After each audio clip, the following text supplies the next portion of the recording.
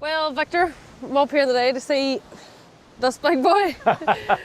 Whereabouts in the world are we? Well, we're up here on the north coast, just about 3 miles from the Giant's Causeway, and about 2 or 3 miles from Bishmalls, and 8 or 9 miles from Ballycastle. I want to come up to see what the crack is about showing. On the farm here, we breed pedigree cattle and sheep, and over the years, we have mainly on Charlies. I always had an interest in Charlies from I was that height, and I suppose probably made it first in the Texel sheep, and then started to invest in Charlies. And I've been breeding Charlie bulls for other breeders, suckler men to buy bulls. So we used to sell them in Perth and Stirling and Portadown and then Dungannon and all the breed sales. 6 or 7 years ago we pulled out of that, and now we run a bull sale of our own in Ballymena every year. So we sell all our bulls in the one day. So you've a wealth of experience then on that line of it then? Yeah. The shows we used to, as soon as the catalogue come in for Barmore, or even before then, you were picking what you were going to show. You were way ahead of it, you couldn't wait. You were, well, you have to be. Really, you have to start to think what you're going to show next year, because they need that wee bit of extra care and attention. Yeah. So you get, for instance, an animal there loses its hair in the springtime. Yeah. Our show start, Barmore was always in May. So to get a good coat of hair on. Preparation starts the winter before? Yeah, round October, November, you would have took the clippers out, and you would have gave these cattle a crew cut right over. So basically you had completely balded them from the feet to the ears, so that you had a fresh coat of hair on them. Then you would maybe fed them a wee supplement to grow hair, so you had a good coat of hair for the show time, because you want to show them on their best. Yeah. So it costs a lot of money to feed them, costs a lot of money to do them up, costs a lot of money and time to take them there. It's not a money making. It's a hobby, really. It's a hobby. Having said that, it sets your profile up as a pedigree breeder. It does, surely. And people see the animals, the type of animals that you breed. Yeah, when your name gets out then, doesn't it? Yeah. So it's a great hobby, I would say. When these boys were growing up, I kept them out of mischief. So I had a daughter, Zara, and David. So they were brought up showing livestock. Yeah. Maybe at the minute, David's in dairying, and we don't show them so much. I always like to get them out a wee while before the show.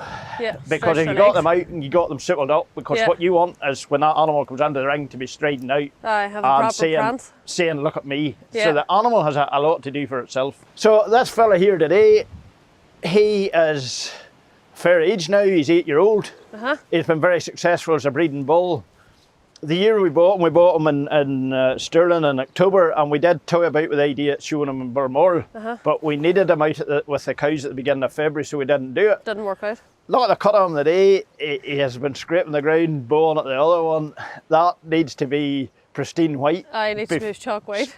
So if you're preparing this animal for show, the first thing you would do is bring him inside and get him fed onto a diet, so the green scoot snow flying out of him, so dry him up a bit. Yeah. And then you would be out with a power washer. You're literally power washing them top to toe. Power wash them, soap, suds. Just shows the soap, David. That's just white soap. He would be washed first, but we're not going to bring him in. We're not going to go to all the bother bringing him in today. But you can see it turning there already, like the white. Oh, see that? So you do that the day of the show. When you get them there, you have a massive hair dryer, like what you have for drying your own hair.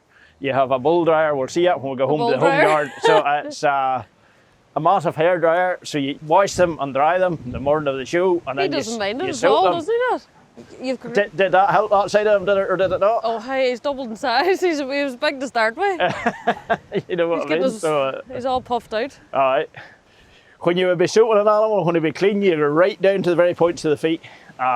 It helps if you have a quiet one. If you're working with one that's pretty rough, it's a bit of handling. Well, I looked out there whenever you were trying to get him, and I was like, the size of this brute, and now he's just standing there like a lamb.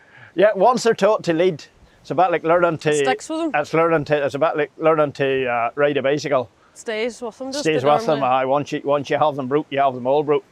What you're looking for in an animal is a level back, level bottom, square in their feet, and I see that wee bit of character with them, a good carcass, really good cuts of meat are really on a beef animal. That's what you're trying to impress. Different so he's animals. Ideal. Huh?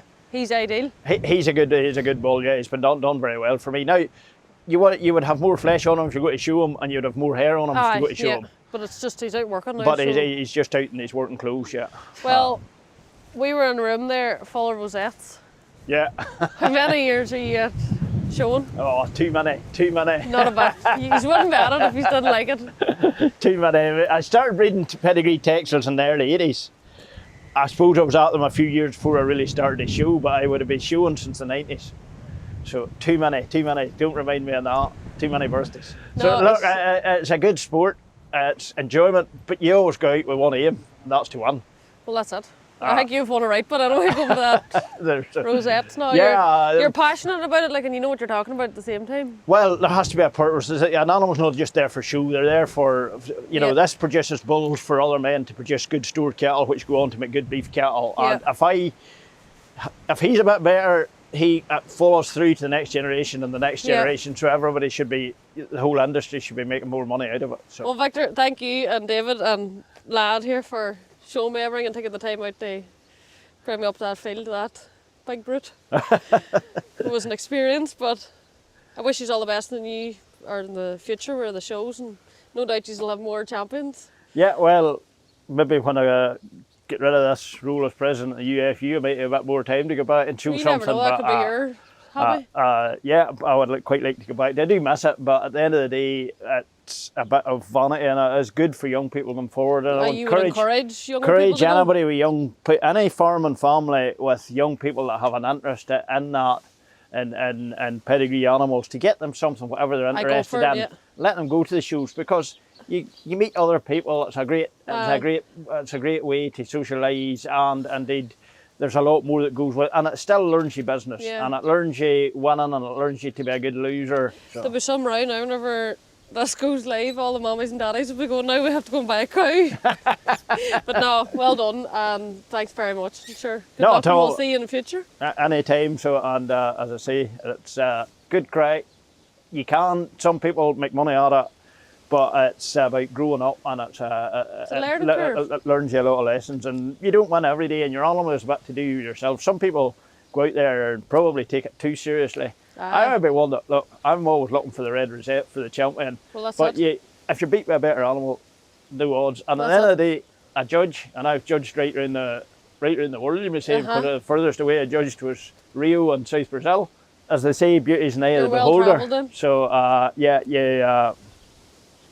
the judge is one man's opinion. Well, that's it. You could choose a certain animal, and then the next judge could come and choose a different animal. That's what we were saying to Ivana this morning. But you normally I have a type that I like, and I stick to it. Well, that's it. You're not chopping and changing. You have a style, and that's just it. But that's it. Yeah. Your style's obviously the way to go with the looks of it. But sure, we'll keep in touch, and hopefully we'll see you at the shows. Okay. All right. Yeah.